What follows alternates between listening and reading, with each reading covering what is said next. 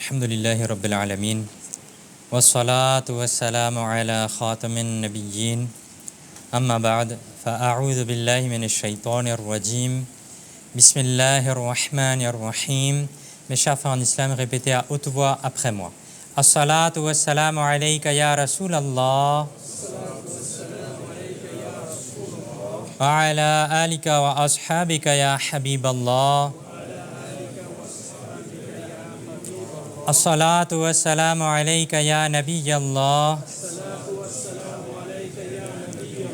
wa ala alika wa ashabika ya Nurallah. Nawaitu sunnat al-i'tikaf. J'ai fait l'intention du i'tikaf surérogatoire en étant dans la mosquée. Mes chers frères en islam, il a beaucoup de bienfaits à réciter la salat ala nabi, c'est-à-dire le durud sharif sur le bien-aimé prophète sallallahu ta'ala alayhi wa sallam.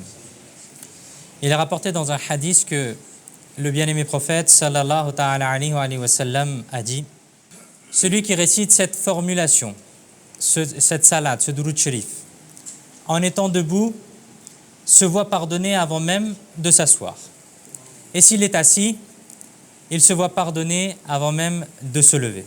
La formule est la suivante: Allahumma salli ala sayyidina Muhammadin wa ala alihi wa sallam. C'est-à-dire, où Allah répand tes bénédictions, tes barakas sur notre maître Muhammad sallallahu alayhi wa sallam, ainsi que sur sa noble famille, et accorde-leur la paix. On va réciter, Inch'Allah, on va répéter après moi. Allahumma salli ala sayyidina Muhammadin wa ala alihi wa sallam. Sallu ala al-habib sallallahu ta'ala ala Muhammad sallallahu alayhi wa sallam. Chers frères en islam, avant d'écouter le discours d'aujourd'hui, essayons de faire quelques bonnes intentions, car le bien-aimé prophète sallallahu ta'ala alayhi wa sallam a dit: innamal a'malu binniyat, c'est-à-dire les actions ne valent que par leurs intentions. Donc faisons l'intention, Inch'Allah, qu'on essaiera d'écouter le discours d'aujourd'hui du début à la fin pour obtenir l'agrément d'Allah, pour obtenir les récompenses, pour essayer d'apprendre la science islamique, pour essayer de se corriger, pour essayer, Inch'Allah, aussi de transmettre ce que l'on aura appris ici. Et aussi, Inch'Allah, pour essayer de mettre en pratique ce que l'on apprendra ici, Inch'Allah al-Karim. Chers frères en islam, Allah Azza wa Jal dit dans le noble Coran: وَإِنَّهُ لَذِكْرٌ لَكَ وَلِقَوْمِكَ وَسَوْفَ تُسْأَلُونَ صدق الله العظيم وصدق رسوله النبي الكريم. Traduction des Kanz al-Irfan. Et ô bien-aimés, certes, cela est un honneur pour vous et pour votre peuple. Et ô bien-aimé, ô mon habib, ô mon bien-aimé, sallallahu alayhi wa sallam, certes cela, c'est-à-dire le Coran, est un honneur, c'est un sharaf, une noblesse.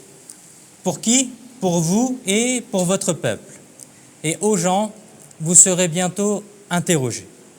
Chers frères en islam, alhamdulillah, la nouvelle année islamique, à savoir le mois de Muharram al-Haram de l'année 1448 de la Hijra, a commencé, alhamdulillah. Le mois de Muharram al-Haram est un mois immensément béni. Dans les ahadiths, ce mois de Muharram a également été appelé Shahrullah, c'est-à-dire le mois d'Allah. En effet, il est rapporté dans un hadith que un jour, un homme s'est présenté dans la cour du bien-aimé prophète sallallahu ta'ala alayhi wa sallam et a dit: Ya Rasulallah sallallahu ta'ala alayhi wa sallam, quel mois me recommandes-tu de jeûner après le mois de Ramadan? Alors le bien-aimé prophète sallallahu ta'ala alayhi wa sallam a répondu: si tu veux jeûner après le mois de Ramadan, alors jeûne durant Muharram, car c'est le mois d'Allah. Et dans un autre hadith, il a été dit: Afdalu siyami ba'da Ramadana shahrullahi al-Muharram. Le meilleur des jeûnes après Ramadan est celui du mois al-Muharram, du mois d'Allah al-Muharram. Enfin, dans un autre hadith, il est rapporté: un jeûne de Muharram équivaut à 30 jours. Allahu Akbar. Qu'Allah Azza wa Jal nous accorde la faveur d'entamer cette nouvelle année islamique de la meilleure manière, dans le khair, dans le bien, dans les œuvres pieuses, dans les bonnes actions, et plus particulièrement avec les jeunes du mois de Muharram al-Haram. Ces hadiths ont été rapportés notamment dans le Tirmidhi, dans le Sahih al-Bukhari et également dans le Musnad de l'imam Ahmad. Qu'Allah zabaka de ce mois-là et de jeûner autant que possible, et en particulier le 10 Muharram al-Haram, où il y a une particularité qui est qu'il est bien de jeûner le 9 ou le 10, et le 9 et le 10 ou le 10 et le 11, et Inch'Allah, le 10 ce sera mercredi prochain, Inch'Allah, pour ceux qui veulent jeûner. Mes chers frères en islam, durant ce mois-là, le mois de Muharram, deux types de personnalités. La première, c'est l'évocation du compagnon, des nobles compagnons, pardon. Et la deuxième personnalité, le deuxième type de personnalité que nous évoquons au mois de Muharram, c'est en général les nobles Ahlul Bayt, c'est-à-dire la famille du bien-aimé prophète sallallahu ta'ala alayhi wa sallam. Le premier Muharram, comme on l'a vu la semaine dernière, est le jour du martyr du deuxième calife des musulmans, Amirul Mu'minin, Sayyidina Umar al-Faruq al-A'zam, radiyallahu ta'ala anhu. Et le 10 Muharram al-Haram, en plus d'être le jour de Ashura, marque également le jour et le souvenir du sacrifice incomparable et impérissable des Ahlul Bayt dans la ville de Karbala. C'est pourquoi, depuis des siècles, dans Ahl Sunnah wal Jama'a, nous qui sommes les gens de l'amour, nous qui sommes les gens du respect, nous qui sommes les gens qui honorons les compagnons et les Ahlul Bayt en même temps, avons pour habitude, durant le mois de Muharram, d'organiser des assemblées consacrées à l'évocation des vertus des honorables compagnons et les vertus des Ahlul Bayt.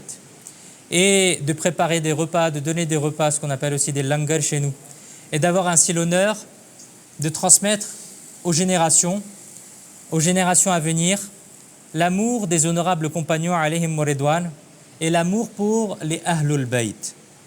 Vendredi dernier, nous avons eu l'honneur d'écouter la noble évocation de Sayyidina Umar al-Faruq al-A'zam radiyallahu ta'ala anhu, Amirul Mu'minin, le deuxième calife des musulmans.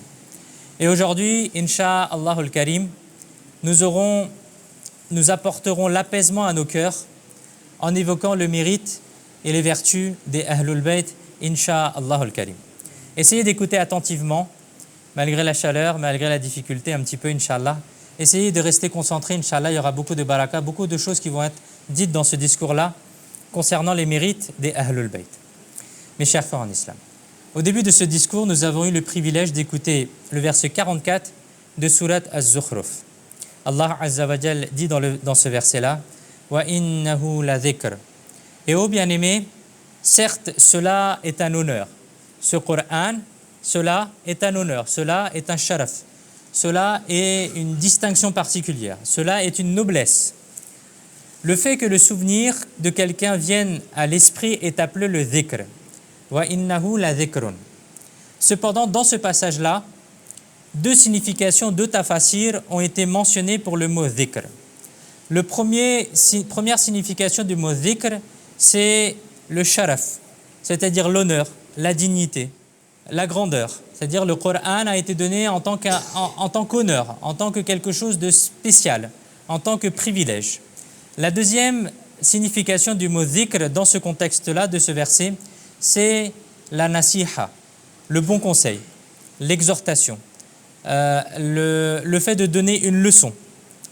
Le sens premier sera donc, l'un des sens sera donc que, ô bien-aimé sallallahu alayhi wa sallam, ce noble Coran est un honneur, est une dignité, est une grandeur. Ou bien le second sens de ce verset sera donc que, ô bien-aimé sallallahu alayhi wa sallam, ce Coran est une leçon, est un bon conseil, est une exhortation. Il est là pour faire le rappel, il est là pour rappeler le droit chemin et rappeler quel est le mauvais chemin à ne pas prendre. Ça, c'est les deux sens. Le premier, c'est nasiha. L'un des sens, c'est nasiha, et l'un des deuxièmes sens, c'est le sharaf, c'est l'honneur, la distinction de ce livre particulier. Une question se pose maintenant. Si le Coran est un honneur, alors pour qui est-ce qu'il est cet honneur? La deuxième leçon, c'est que le Coran, ce dhikr, dans ce verset-là, c'est une leçon, c'est une exhortation, c'est un bon conseil. Alors pour qui est-ce qu'il est ce bon conseil-là? Allah Azza wa Jal dit dans la suite de ce verset « Laka wa li qawmika » pour vous et pour votre peuple. Pour vous, ô Habib, pour vous, ô prophète, et pour qui? Pour votre peuple. Alors attention aux mots qui sont utilisés ici. Le mot qui a été utilisé, c'est les qawmika, pour votre peuple, pour ton peuple. C'est-à-dire qu'ici, on ne parle pas des musulmans en général, mais on parle du peuple du bien-aimé prophète sallallahu ta'ala alayhi wa sallam. C'est-à-dire, votre peuple, ce sont les croyants qui vous sont chers, ce sont vos proches parents, ce sont vos oncles paternels, maternels, ce sont les descendants croyants de vos oncles paternels, ce sont ceux issus de la descendance de votre grand-père, ce sont ceux issus de la descendance de vos arrière-grands-parents, bref, tous ceux qui appartiennent à votre peuple, à votre tribu, qui entretiennent avec vous un lien de parenté par filiation ou par alliance, ainsi que ceux qui entretiennent un lien par alliance. Ô bien-aimé, sallallahu alayhi wa sallam, ce noble Coran constitue tout particulièrement pour vous et pour votre peuple un honneur et une dignité, ainsi qu'une leçon et une exhortation.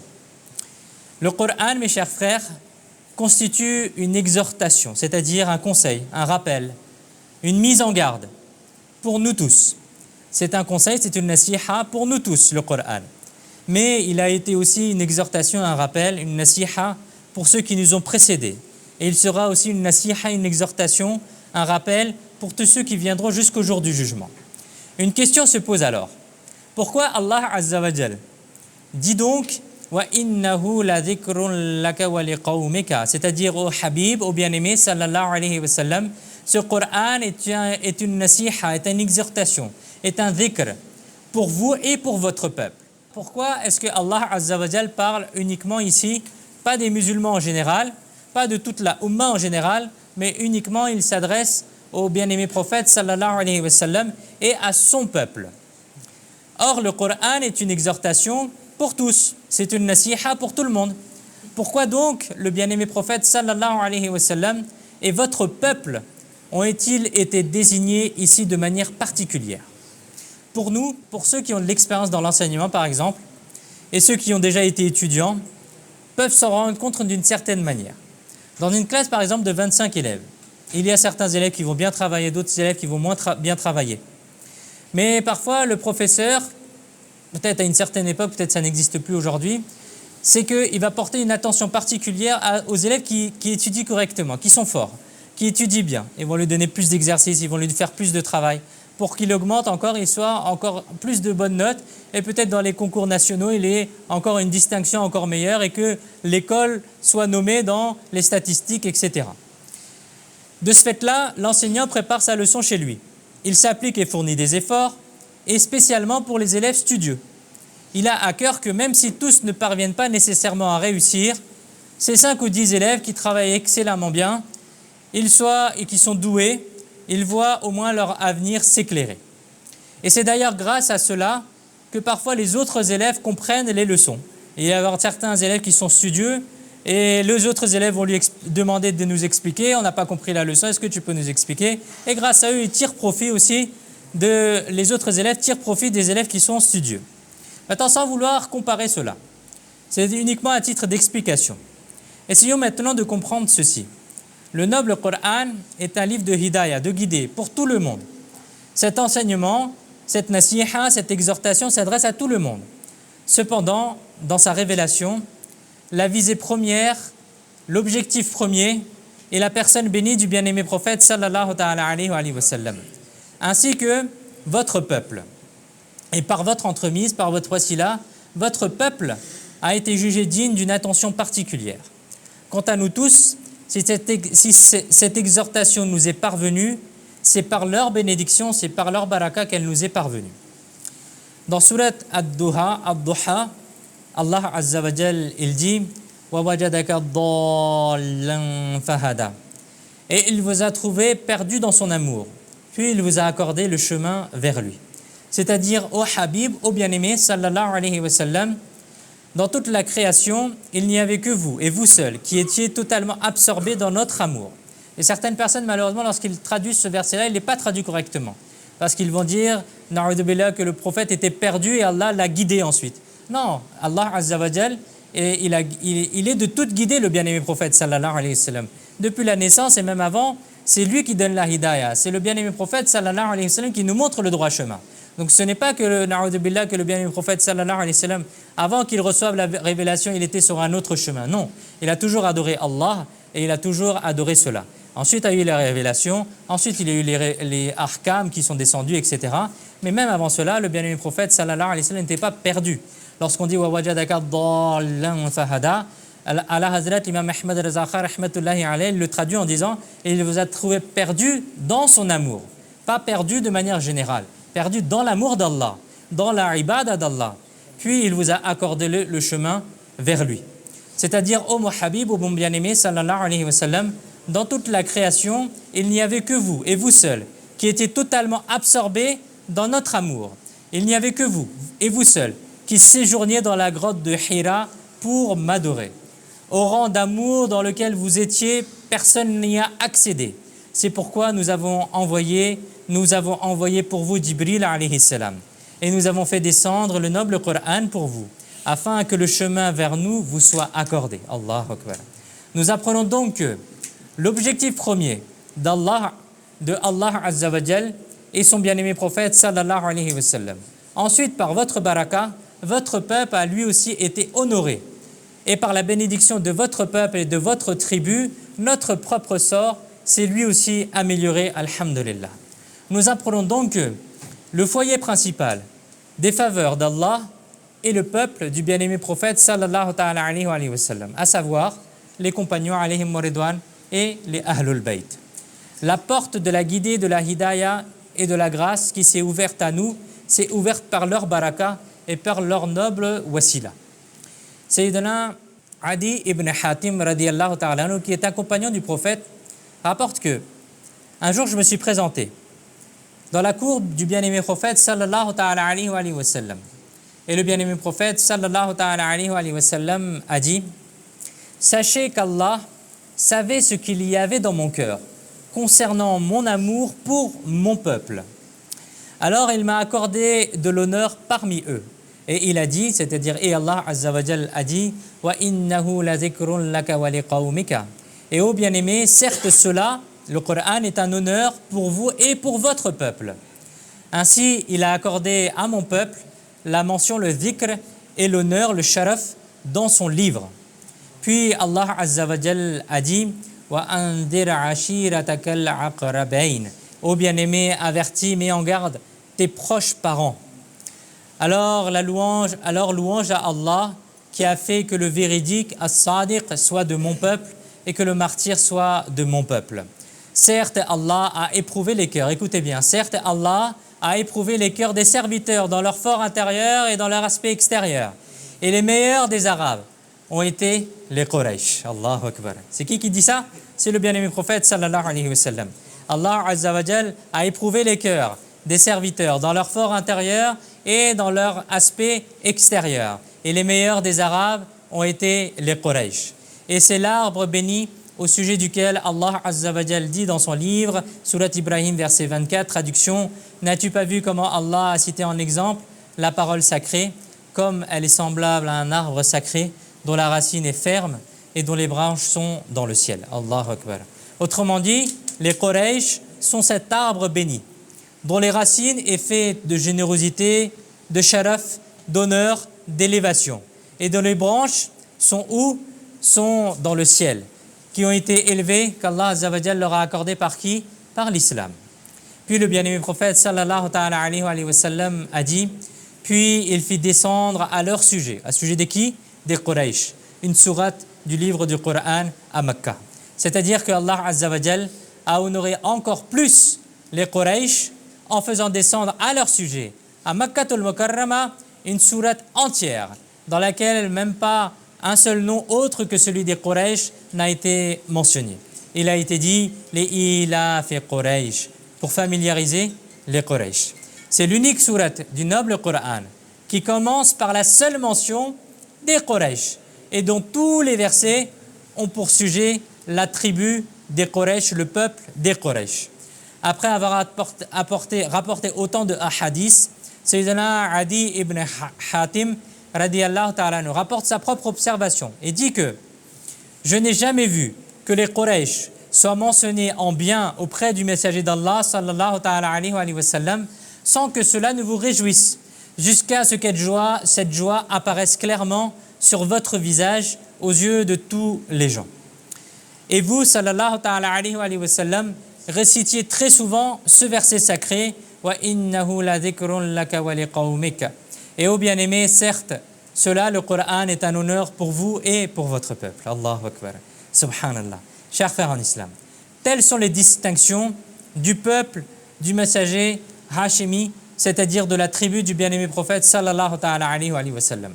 Réfléchissons à cela avec attention. Aujourd'hui encore, les membres de la tribu de Quraysh qui sont des croyants, parmi lesquels se trouve un grand nombre de ce que l'on appelle des Sayyids, des Sa'adat ou des Sharaf, des Shuruf. Ça dépend des pays comment on les appelle. Dans certains pays, on les appelle des Sayyids, des Sa'adat. Dans d'autres pays, on va les appeler les Habib aussi, des Sharaf, des Shuruf, des Ashraf, etc. Toutes ces nobles personnes, quelle belle distinction ils ont. Quelle grandeur ils possèdent. Le fait qu'ils accomplissent la prière est une chose. Le fait qu'ils fassent le jeûne est une chose. Qu'ils accomplissent des bonnes œuvres est une chose. Toutes ces qualités viennent encore accroître leur honneur et leur grandeur. Même si l'on met de côté leur ibada, on voit encore plus quels honneurs ils ont, quelle dignité ils ont dans ce monde-là. Le Coran est pour eux une source d'honneur et de noblesse et de grandeur. Une sourate particulière a été révélée dans le Coran à leur sujet. Ce sont des arbres bénis, comme il a été dit dans sourate Ibrahim, verset 24. Ce sont des arbres bénis dont la racine est porteuse de baraka et de grâce et dont les racines de noblesse et de grandeur s'élèvent jusqu'au ciel. Allahu Akbar. Regardez mes chers frères, quelle est la baraka de la famille du bien-aimé prophète sallallahu ta'ala alayhi wa sallam. Nous apprenons donc mes chers frères que le fait d'avoir un lien, une proximité, une parenté avec le bien-aimé prophète sallallahu ta'ala alayhi wa sallam constitue déjà en soi une vertu. Dans un hadith sacré, il a été dit: j'ai vu Ja'far at-Tayyar radiyallahu ta'ala anhu comme un ange volant dans le paradis, tandis que ses deux ailes étaient encore ensanglantées. Et j'ai vu Zayd ibn Thabit radiyallahu ta'ala anhu à un rang inférieur. Alors le bien-aimé prophète sallallahu ta'ala alayhi wa sallam, il continue en disant que je ne pensais pas que Zayd ibn Thabit serait à un rang inférieur à Ja'far at-Tayyar radiyallahu ta'ala anhu. Et Ja'far at-Tayyar radiyallahu ta'ala anhu, c'est un cousin du bien-aimé prophète sallallahu alayhi wa sallam. Il fait partie de la famille du bien-aimé prophète sallallahu alayhi wa sallam. Ensuite, le bien-aimé prophète sallallahu alayhi wa sallam, il continue en disant que alors Sayyidina Jibril alayhi salam s'est présenté et a dit: certes, Zayd ibn Thabit n'est pas inférieur à Ja'far. C'est-à-dire, Ya Rasulallah sallallahu ta'ala alayhi wa sallam, votre noble pensée est parfaitement juste. Zayd ibn Thabit radiyallahu ta'ala anhu n'est pas d'un rang inférieur à Sayyidina Ja'far ibn Tayyar, Ja'far at-Tayyar radiyallahu ta'ala anhu.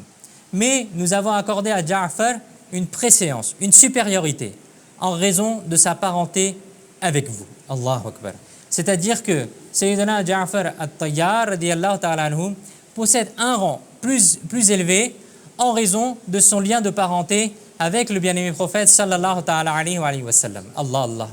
Nous apprenons donc que la parenté, le fait d'être de la famille du bien-aimé prophète sallallahu alayhi wa sallam, qu'elle soit de sang ou par alliance, c'est-à-dire le lien familial avec le bien-aimé prophète sallallahu ta'ala alayhi wa sallam, constitue une grande vertu à laquelle nous ne pouvons pas accéder par la prière, le jeûne, ni les actes d'adoration. Il s'agit là d'une grâce particulière que Allah Azza wa Jal a accordée à ces nobles personnes. Quels sont les mérites des descendants du bien-aimé prophète sallallahu ta'ala alayhi wa sallam? Écoutez bien, on a entendu les mérites de Sayyidina Ja'far at-Tayyar radiyallahu ta'ala anhu, qui était un cousin du bien-aimé prophète sallallahu alayhi wa sallam. Maintenant, quelles sont les vertus, les fada'il des descendants du bien-aimé prophète sallallahu alayhi wa sallam? Sayyidina Ja'far at-Tayyar radiyallahu ta'ala anhu est le cousin paternel de notre bien-aimé prophète sallallahu ta'ala alayhi wa sallam. Réfléchissons donc à cela. Lorsque même un cousin paternel se voit accorder le bienfait du lien de parenté avec le bien-aimé prophète sallallahu ta'ala alayhi wa sallam et que son rang s'élève parce qu'il fait partie de la famille du bien-aimé prophète sallallahu alayhi wa sallam. Alors que dire de ceux qui sont sa noble et pure descendance, de ceux dont la noble personne est issue du sang béni du bien-aimé prophète sallallahu ta'ala alayhi wa sallam, de ceux qui sont les fragments du cœur du bien-aimé prophète sallallahu alayhi wa sallam. Quelle sera donc l'immensité de leur grandeur et de leur dignité? Allahu Akbar. Nous apprenons donc, mes chers frères, que quels que soient les actes d'adoration que nous accomplissons et les bonnes actions que nous faisons, un honneur demeure propre aux nobles descendants et à la noble famille du bien-aimé prophète sallallahu ta'ala alayhi wa sallam, celui d'être issu de la descendance du bien-aimé prophète sallallahu ta'ala alayhi wa sallam.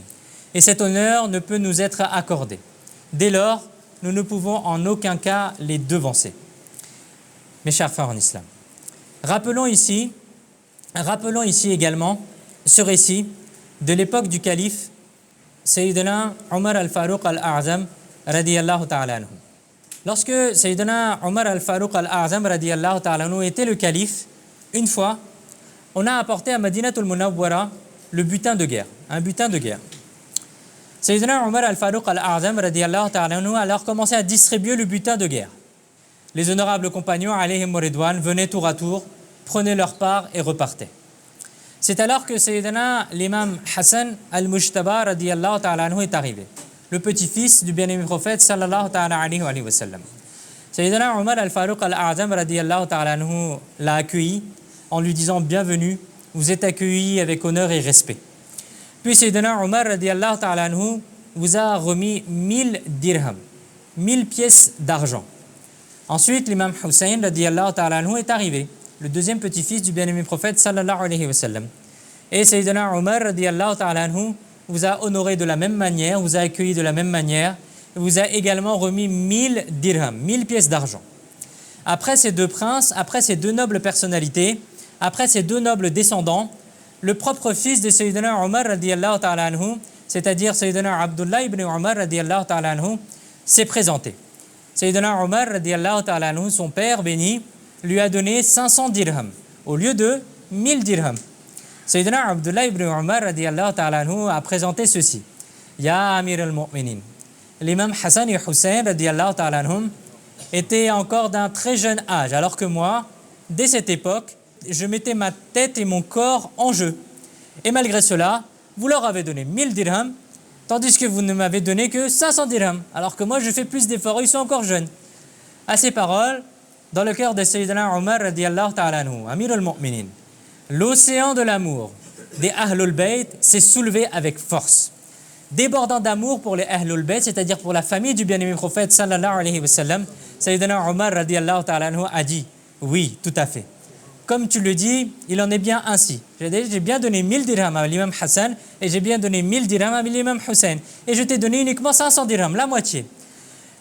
Mais si tu veux recevoir une part égale à la leur, alors Sayyidina Omar radiyallahu ta'ala anhu a dit « Va donc me trouver un père semblable à leur père, c'est-à-dire Sayyidina Ali radiyallahu ta'ala anhu.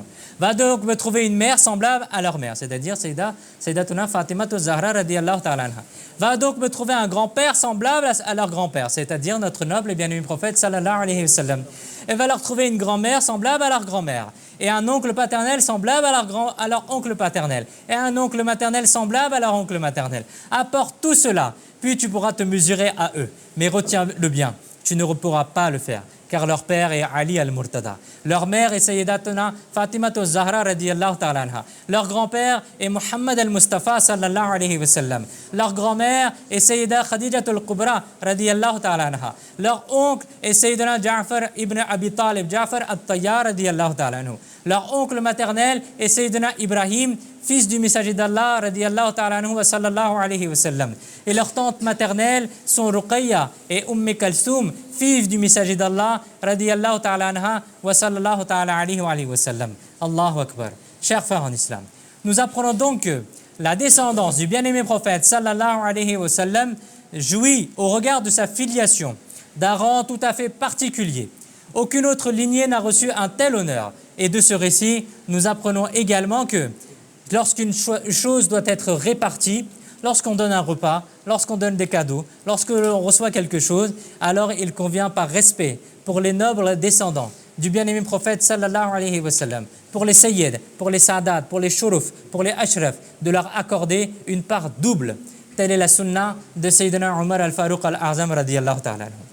Alhamdulillah, l'amoureux des compagnons et des Ahlul Bayt, Cheikh al-Tariqa, Amir Ahl-Sunnah, Maulana Muhammad Ilyas al-Qadari, Rizvi Damat Barakatuhum al-Aliya, mon cheikh, mais lui aussi on pratique cette sunna-là. Vous témoignez d'un immense respect pour les nobles descendants. Et lors d'une rencontre, si l'on vous indique qu'il s'agit d'un noble descendant, alors on vous a vu à maintes reprises embrasser avec une profonde humilité la main de ces nobles personnes et les traiter avec respect et honneur, avec un humour et une affection sans limite. Et lorsque vous distribuez quelque chose, vous accordez aux nobles descendants une part double. C'est-à-dire si on donne une date à quelqu'un, on distribue une date à quelqu'un ou du zamzam à quelqu'un ou quelque chose, alors on donne la double quantité si l'on sait que telle personne, c'est un descendant du bien-aimé prophète sallallahu alayhi wa sallam. Qu'Allah Azza wa Jal nous accorde par la grâce et par la baraka de Sayyidina Umar radiyallahu ta'ala anhu, à nous aussi la grâce d'observer les convenances et de témoigner du respect envers les nobles descendants du bien-aimé prophète sallallahu ta'ala alayhi wa sallam. Amin, bijahi khatam al-nabiyyin sallallahu ta'ala alayhi wa sallam. Sallu ala al-habib sallallahu ta'ala ala Muhammad sallallahu alayhi wa sallam. Chers frères en islam, la science contemporaine reconnaît également de nombreuses choses qui sont héréditaires, des traits de prédisposition. Par exemple, certains parents ont des troubles de vision, cela peut présenter une cause génétique aussi et engendrer des choses comme cela chez les enfants. Si par exemple les parents ont du diabète ou de l'hypertension artérielle, alors cela favorise cela aussi peut-être chez les enfants. Ils ont une prédisposition un peu plus naturelle à tomber dans ces maladies-là aussi. Enfin, certaines prédispositions psychologiques aussi parfois peuvent être un facteur d'augmentation chez les enfants. Maintenant, si l'on parle des nobles descendants du bien-aimé prophète sallallahu ta'ala alayhi wa sallam, ils possèdent des dizaines de qualités qui leur sont exclusivement propres et qu'ils ont reçues dès leur naissance. Le bien-aimé prophète sallallahu ta'ala alayhi wa sallam a dit « Quraysh a reçu ce qui n'a été accordé à nul autre parmi les gens ». C'est-à-dire que Allah Azza wa Jal a accordé aux Quraysh des mérites qui n'ont été donnés à personne d'autre parmi les gens. Tous les descendants du bien-aimé prophète sallallahu alayhi wa sallam appartiennent à la tribu des Quraysh, c'est-à-dire les Quraysh c'est plus large, ça englobe toute la tribu. Il y a des descendants du bien-aimé prophète sallallahu alayhi wa sallam qui sont les descendants de Sayyidina Ali et Sayyidina Fatima radiyallahu ta'ala anhum. Ça c'est les descendants du bien-aimé prophète sallallahu alayhi wa sallam. Mais il y a la tribu qui est plus large. Donc certaines personnes, elles vont mettre après leur nom Al-Qurayshi ou As-Siddiq, etc. pour marquer de quelle descendance ils sont. C'est-à-dire qu'il y a des gens, encore aujourd'hui, je parle de notre époque, ils vont écrire après leur nom soit Sayyid au début, dans nos pays en général c'est ça, ils mettent Sayyid au début pour montrer qu'ils sont des descendants du bien-aimé prophète sallallahu alayhi wa sallam. Et il y a aussi des Qurayshi, c'est-à-dire les Qurayshi, c'est ceux qui sont plus largement de la tribu du bien-aimé prophète sallallahu alayhi wa sallam. Et ce hadith sacré nous enseigne que ces nobles descendants reçoivent dès leur naissance des mérites particuliers. Et même s'ils ont fait des milliers d'actes d'adoration, on ne pourra jamais les atteindre. Quels sont ces mérites? Écoutons donc quelques-uns. Le bien-aimé prophète sallallahu alayhi wa sallam a dit « Allah Azza wa Jal a favorisé les Quraysh par 7 particularités. 7 particularités qu'il n'a accordées à personne avant eux et qu'il n'accordera à personne après eux. Le bien-aimé prophète sallallahu alayhi wa sallam a dit « Inni minhum » je fais partie d'eux.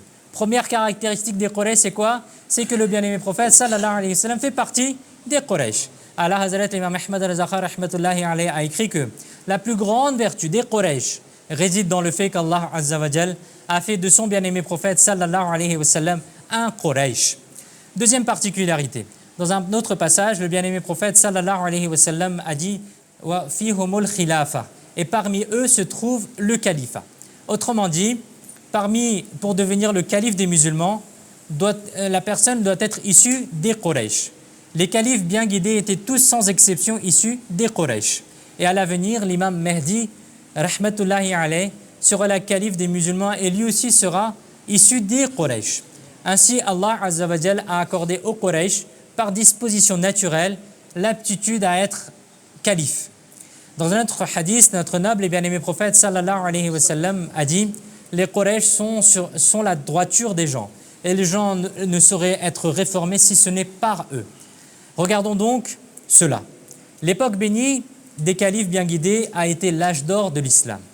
Désormais, à l'approche du jour du jugement, lorsque le califat de l'imam Mahdi sera établi, cet âge d'or reviendra. L'âge d'or des musulmans de l'islam reviendra. Nous apprenons donc que Allah Azza wa Jal a placé exclusivement au sein des Quraysh l'aptitude du califat, ainsi que la capacité de faire marcher les gens sur le droit chemin. Troisième et quatrième caractéristique des Quraysh. Au sujet de la troisième et quatrième caractéristique, il a été dit que Allah Azza wa Jal a accordé aux Quraysh l'honneur de servir la Kaaba et de l'accueil généreux des Hujjaj, des pèlerins. Cinquième caractéristique, Allah Azza wa Jal a accordé aux Quraysh la victoire sur les gens de l'éléphant, c'est-à-dire l'armée de Abraha. Avant la naissance du bien-aimé prophète sallallahu alayhi wa sallam, Allah Azza wa Jal a accordé la victoire sur des Quraysh sur Abraha, c'est-à-dire sur les gens de l'éléphant. Sixième caractéristique des Quraysh, et ils ont adoré Allah pendant 10 ans alors que personne d'autre qu'eux ne l'adorait.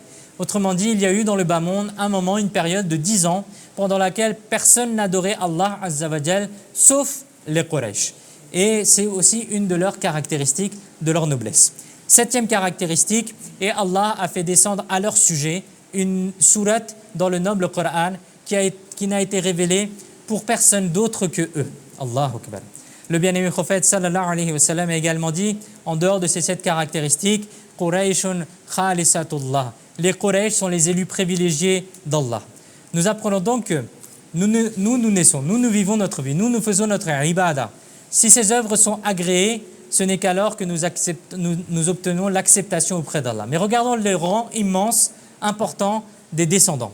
Puisqu'ils sont des descendants du bien-aimé prophète sallallahu alayhi wa sallam, ils sont donc de naissance agréés et bien-aimés d'Allah. Le bien-aimé prophète sallallahu alayhi wa sallam a également dit à leur sujet, les Quraysh seront à l'avant-garde des hommes au jour du jugement. Et si je ne craignais pas que les Quraysh ne s'enflamment d'orgueil, je leur aurais informé de la récompense qu'Allah a réservée à ceux d'entre eux qui agissent avec excellence.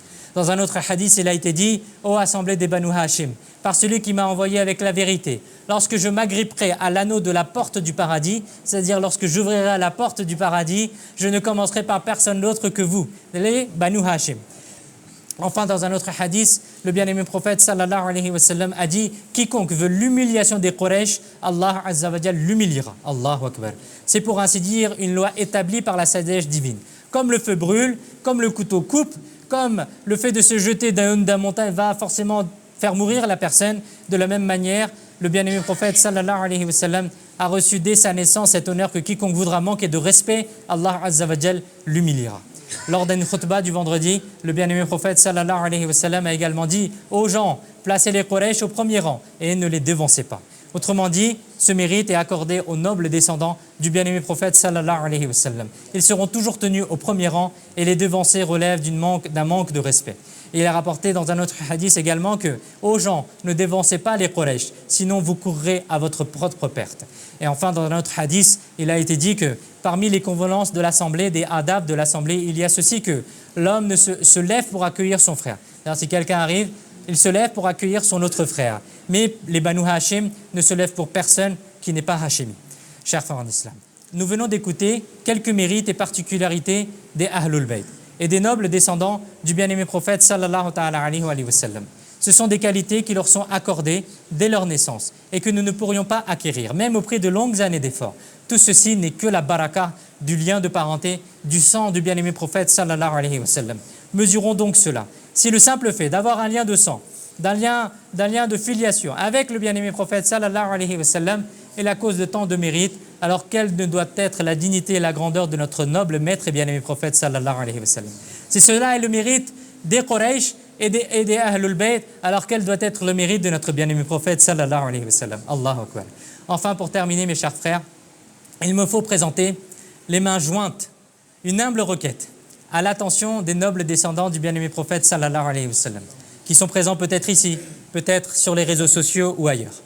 D'ailleurs, qui suis-je et quelle est ma modeste condition pour oser prodiguer un conseil à ces nobles personnes?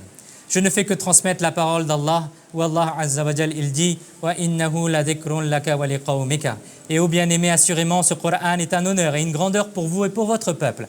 À la fin de ce verset, Allah Azza wa Jal, il dit « Wa sawfa tus'aloun » et bientôt il vous sera demandé des comptes. Autrement dit, si la distinction est particulière, si l'honneur est particulier pour les Quraysh et pour les descendants du bien-aimé prophète sallallahu alayhi wa sallam, alors l'épreuve aussi sera plus difficile pour eux.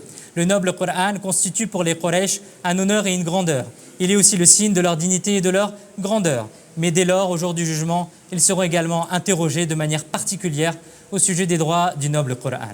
Ainsi que les nobles descendants portent une attention particulière à cette parole de leur Seigneur, nous devons tous lire le noble Coran, l'apprendre et le mettre en pratique, mais il est descendu dans leur foyer. C'est pourquoi les nobles descendants doivent accorder une attention particulière à cela. Et parmi les mérites de votre noble lignée, pour ceux qui sont des descendants, on rapporte que l'imam Hussein radiyallahu ta'ala anhu était encore en train de réciter le Coran, même après votre martyre, après que les malheureux ennemis ont posé votre tête bénie sur une lance. La karama qui était de l'imam Hussein radiyallahu ta'ala anhu était que les gens, lorsqu'ils se sont approchés de la tête bénie de Sayyidina l'imam Hussein radiyallahu ta'ala anhu, ils entendaient le Coran en train d'être récité malgré que la tête bénie était sur une lance. De plus, au sujet de l'imam Hussein, l'imam Zaynul Abidin et d'autres parmi les nobles descendants des premiers temps, des récits rapportent que même les serviteurs employés dans leur maison étaient des mémorisateurs de Coran et des savants. Et alhamdulillah, aujourd'hui encore, les nobles descendants sont de ceux qui aiment le Coran. Qu'Allah Azza wa Jal préserve leur noble affection et leur accorde, ainsi qu'à nous aussi, la grâce de lire abondamment le noble Coran, de le comprendre, de le mettre en pratique, d'aimer et de respecter les nobles descendants de notre bien-aimé prophète sallallahu alayhi wa sallam, car le sang de notre bien-aimé prophète sallallahu alayhi wa sallam coule en eux et c'est pourquoi nous leur devons le respect. Qu'Allah Azza wa Jal nous permette de retenir ce que nous avons entendu et de le mettre en pratique. Amin. Bijahi khataman nabiyyin sallallahu ta'ala alayhi wa sallam. Sallu ala al-habib sallallahu ta'ala ala Muhammad sallallahu alayhi wa sallam.